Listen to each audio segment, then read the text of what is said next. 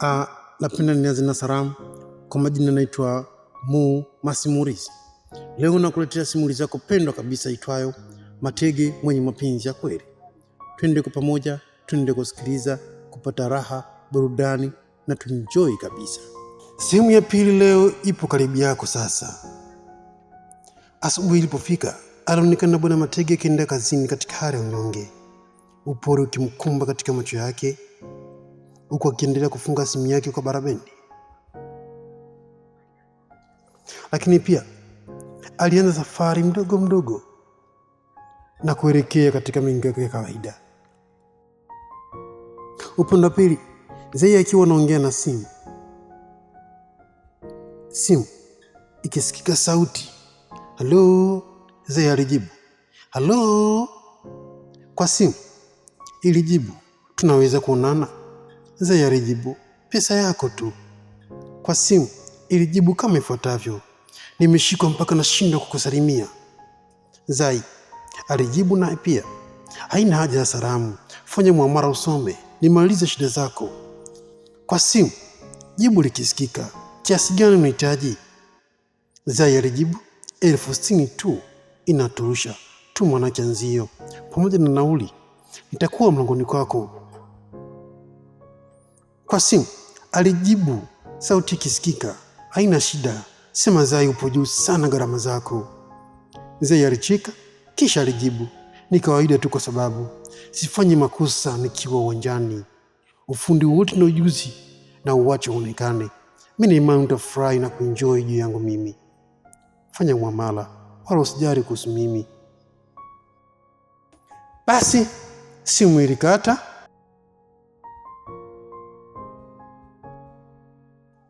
Upande wa Bwana Matege akiwa anahangaika na simu yake majira ya mchana, akipiga na kuambiwa, "Namba unaopiga haipatikani kwa sasa, jaribu tena baadaye." Alipiga tena kisha alijibiwa, "Namba unaopiga haipatikani kwa sasa, jaribu tena baadaye." Matege alikasirika sana, alijawa na hofu na hasira machoni mwake bila kujua kwa nini haipatikani. Matege akiwa anarudi nyumbani, cha kushangaza alimkuta Zai akiwa anapika. Pembezoni mwa Zai pana simu, pesa za kutosha. Aina ya chakula anachopika ulikuwa ni mchele kwa maana ya wali pamoja na mboga aina ya kuku. Akijiuliza gharama na pesa alizomwachia hazikuwa na gharama hiyo. Zai alimkaribisha Bwana Matege, "Karibu." Matege alikaa kimya, alisogea usawa wa mlango na kukaa chini. Zai aliendelea kumsemesha Matege, "Kulikoni? Mbona unaonekana una kitu machoni mwako?" Matege alijibu, "Ni kweli naumia kwa sababu na mapenzi yako. Si na wewe kwa sababu ya biashara, ni upendo tu ndio nao moyoni mwangu." Zai alijibu, "Hasa kipi kinachokuumiza leo ikiwa nipo kwa ajili yako?"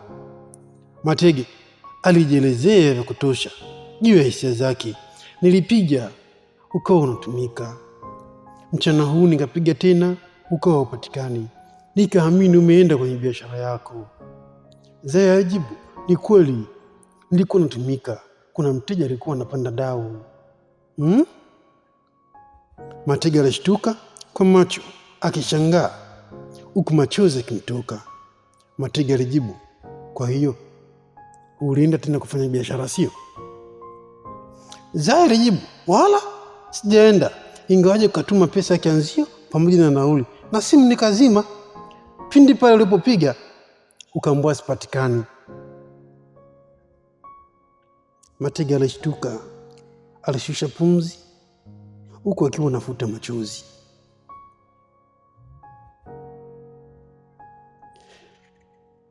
Maisha hayakuwa kawaida upande wa Bwana Matege.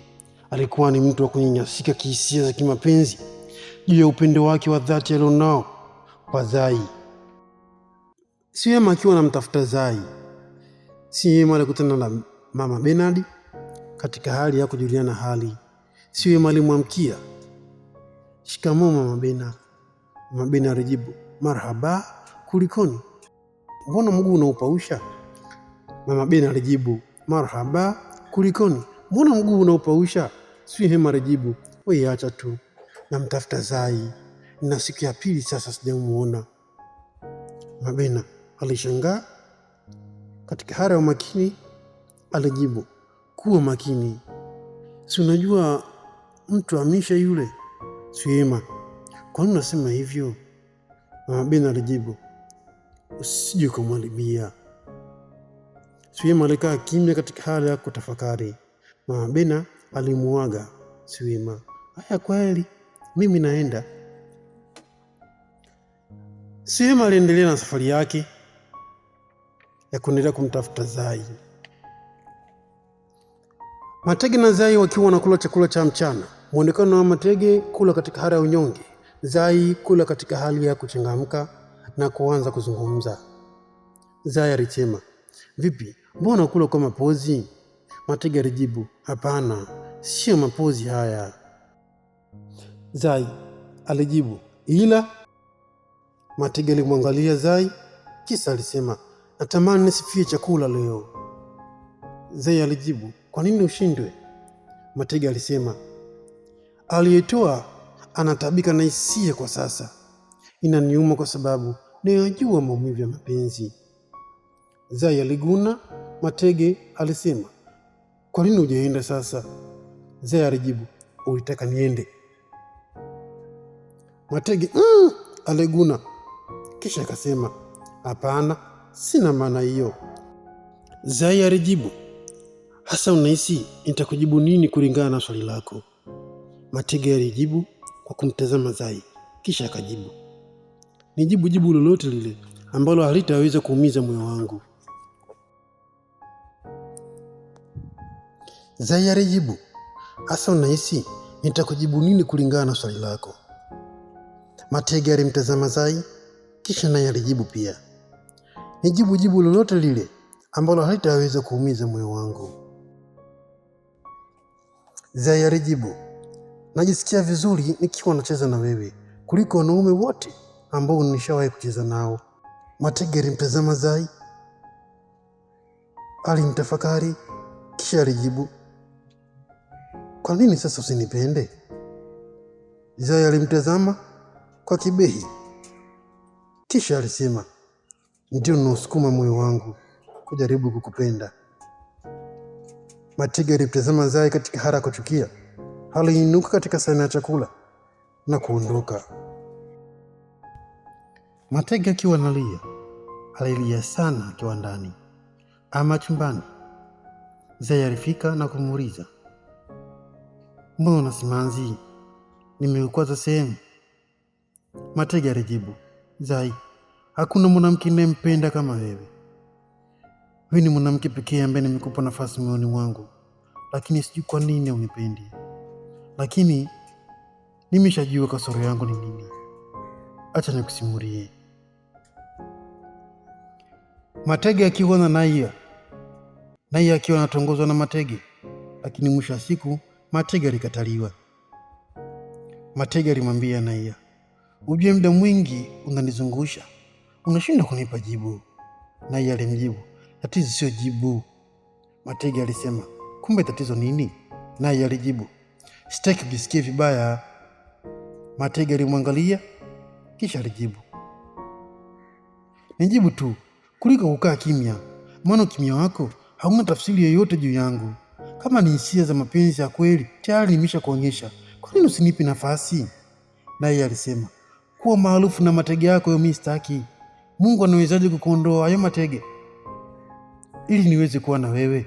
Swala la kuwa mimi na wewe na kila mtu alitedemu wa matege, wala sitegemei na wala sihitaji. Kiufupi tu, siwezi kuwa na wewe tena, ukome kunisumbua. Matege alimwangalia Naia katika hali ya unyonge. Machozi alimtoka na Naia aligeuka kisha kaondoka. Matege alijiona mnyonge kuliko unavyofikiri.